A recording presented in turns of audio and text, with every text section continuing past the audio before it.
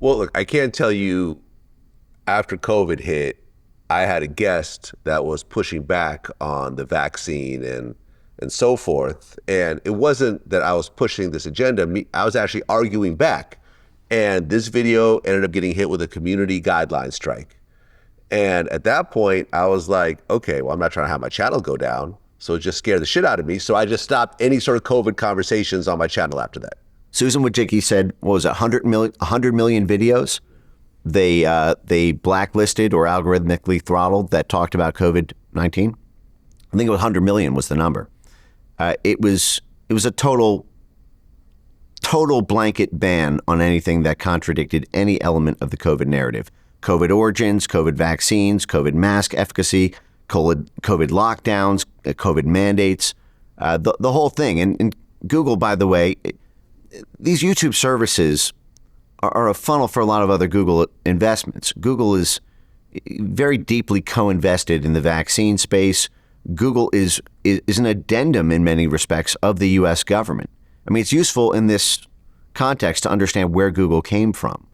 Google was started at Stanford by Larry Page and Sergey Brin, who were getting their Stanford PhD on a DARPA grant for a joint CIA NSA project called the Massive Digital Data System Program, which was a CIA NSA program to track how birds of a feather flock together in Web 1.0 static web page search.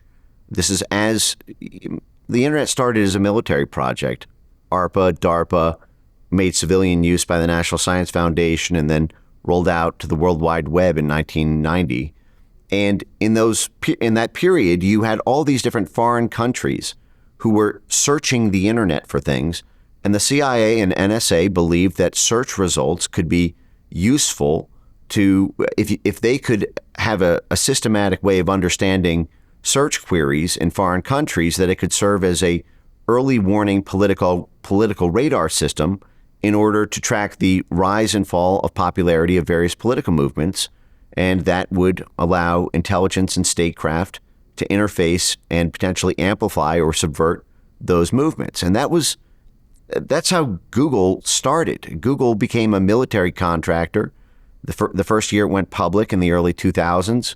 Google only has Google Maps because they bought Keyhole from the Central Intelligence Agency. Google has been this way from cradle to grave. Google will always be what Julian Assange called a shadow State Department. And you can read Julian Assange's article called "Google is Not What It Seems." And this gets to how we even got, how did these content moderation policies start changing at Google in 2016? A lot of this came from this Jared Cohen nexus, who was a State Department policy planning staff guy who was instrumental in the Arab Spring and taught the State Department how to use social media for regime change operations to cultivate mass movement destabilization campaigns, because social media could galvanize crowds way faster than and way more cheaply and at scale than running these CIA operations out of U.S. embassies or consulates or CIA station houses. And where did Jared Cohen go after being the State Department and CIA's whiz kid for starting color revolutions? He went straight to Google.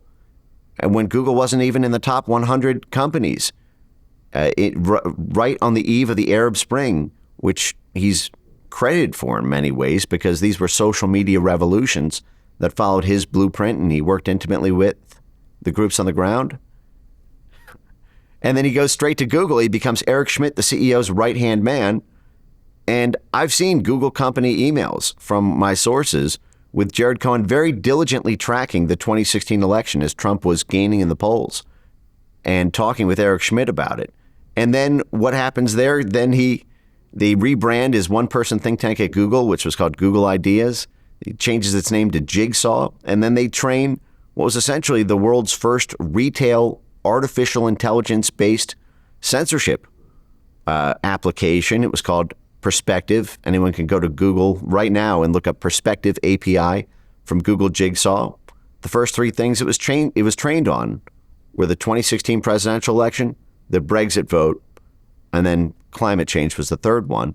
but it was intensely focused on content moderation, censorship of political populist movements in the U.S. and U.K. at the time, and now it's all over the world, and nuking hundreds of millions of posts, comments. This thing was licensed to comment sections so that you could, just turn down the volume on any keyword or phrase associated with a dissident thought. And this was an addendum of Google. Well, there has to be a balancing point. So, for example, when COVID first hit, you had celebrities who had big online followings like Carrie Hilson that was saying that 5G causes COVID, right? And people were actually running with that and really believing it. Like, if you let these things run rampant, people are going to start tearing down cell phone towers and all types of other crazy stuff because this is becoming amplified to the top. And as you know, conspiracy theory is always a lot more popular than something that might be kind of boring in the news. So how do you really balance these things? Well, that's why God invented the criminal justice system. You tear down a 5G tower and you go to prison, federal prison for 30 years. That sets a pretty strong example. We didn't have an epidemic of people tearing down 5G towers, even though that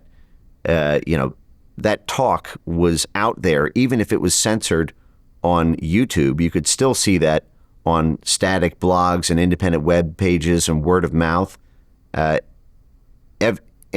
even then, what you get is even more fringe characters who believe they're onto some secret knowledge because it must be true because the government is banning you from saying it. Right. And that almost makes it seem more true. I actually think that when you allow conspiracy theories to play out in the marketplace of ideas, although it may be a little bit terrifying to the powers that be that they can gain some initial traction, what you find is that people's reputations really get crushed when they go out on a limb on something that's wrong and it's borne out over time. They lose trust, they lose followership.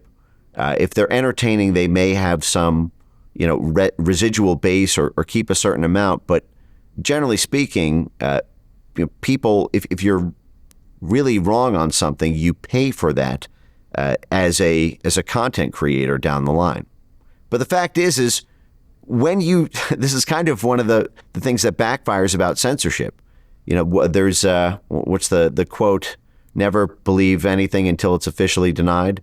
And there is an element of that, which is that if something is considered such a danger to the U.S. State Department, to the U.S. military, to these multinational corporations, that your belief in it and sharing it with a friend is you align enough powerful forces next to each other against some simple sentence I want to say to a buddy.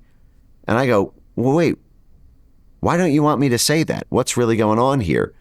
And I think that when you get in the business of the government putting its boot down on the throat of a private company to throttle billions of people around the world with what they can and can't say, that becomes very quickly abused. And it was. And now basically every sensitive topic has I could talk about the JFK assassination, climate change, the 1995 Oklahoma City bombing, and you will see on YouTube an interstitial that will link you straight to the Wikipedia, and which is another rabbit hole of the forces around Wikipedia.